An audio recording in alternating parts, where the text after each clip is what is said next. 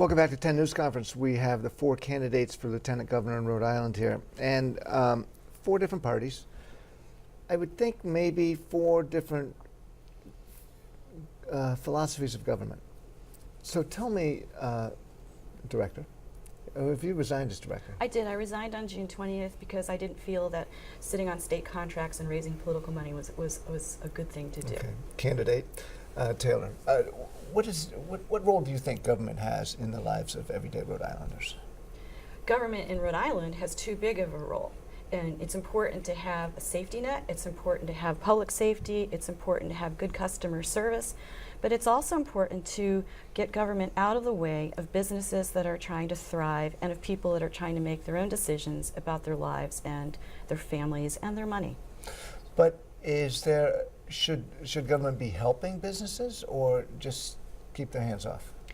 Government should be creating the conditions for businesses to thrive. Sometimes that's helping, but we really don't want to make sure that we don't, throw the market in one way or the other, or put all of our financial eggs in one basket like 38 studios. Well, so, Mr. Jones, what is your vision of what government should be for an everyday Rhode Islander? I think that, as a libertarian, I believe that nonprofits and small groups, they do it better than government, so we should be creating an environment where those groups like the Chamber of Commerce they can thrive and survive. I've been going around talking to small business folks, and it is painful for them just to simply set up shop. I mean, never mind turn a profit, just to get their sign up, just to get their doors open.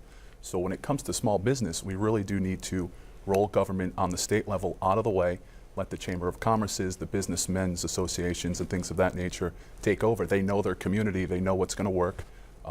And government needs to get out of the way. And what about roads and schools and public safety and fire protection? I like to see that, again, more at the local level. I think that they're the folks that know their community. I do agree with Mr. McKee as far as charter schools and mayoral academies. I think that those private institutions do it a lot better than public schools. Interesting. Because I don't think you'd like to hear mayoral academies referred to as private institutions. No, they're public schools. Okay. But well, what do you think is the role of government in everyday Rhode Islanders' lives? I think Churchill got it right, saying that democracy is the worst form of government except for all the rest. There's a role for government, and I think our country is founded on that.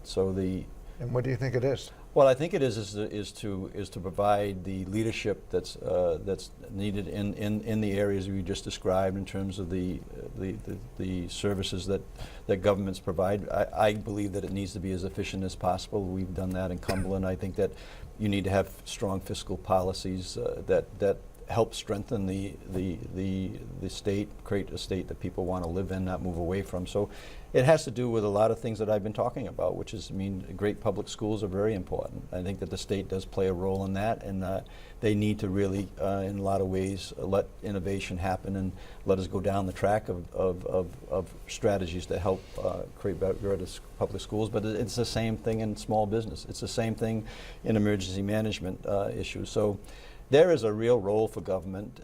There's a balance there that you need to have that doesn't encumber communities and people living in those communities in a way. But there's a role in government, and it's important to strike that balance that allows us to be a place that people want to live in. So, Mr. Gilbert, what do you think the role of government should be? I think everybody has merit in all arguments that we just heard here. I think a government that we can afford is, first off, we only have a finite pool of dollars, and then we need to figure out how we're going to allocate those dollars to the different avenues. For people, I understand there are people that think that the government shouldn't be in any social issue whatsoever, but I can't think of any issue that the government's involved in that isn't social. When we build a road, it affects how we get people to the hospital. It affects our response times. It affects our rescues. When we build schools, we don't want a nation full of dummies. The number one thing I think that we need to fix in Rhode Island, and the immediate thing, is the crime and violence that we're having. It's an epidemic. We've had almost 100 people die from heroin overdoses.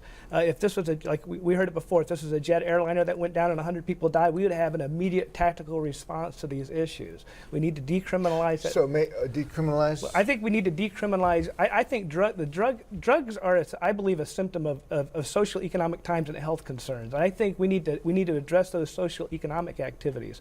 We need to take things like Mr. McKee's talking about, education, education, education. That is the one thing we know how to break the social bonds and poverty is two things: education and family life. We need to start holding parents accountable for the school systems.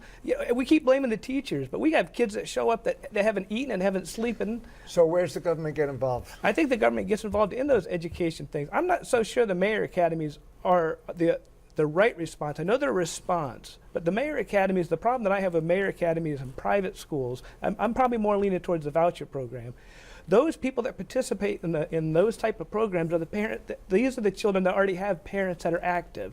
Those are the parents that children already have a shot. What about the child that doesn't have a parent at home, that won't put them on a bus and that won't drive them to a charter school? We clearly, in this state, over 55% of our kids do not graduate college with a degree. The ones that do, only 30% of them actually work in the field of the degree they're in. Mm-hmm.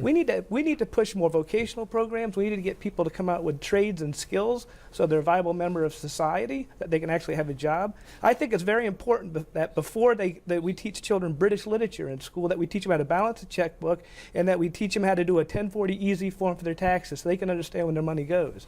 All right, we're going to have to take a break. We'll come back, continue our discussion with the lieutenant governor candidates after these messages.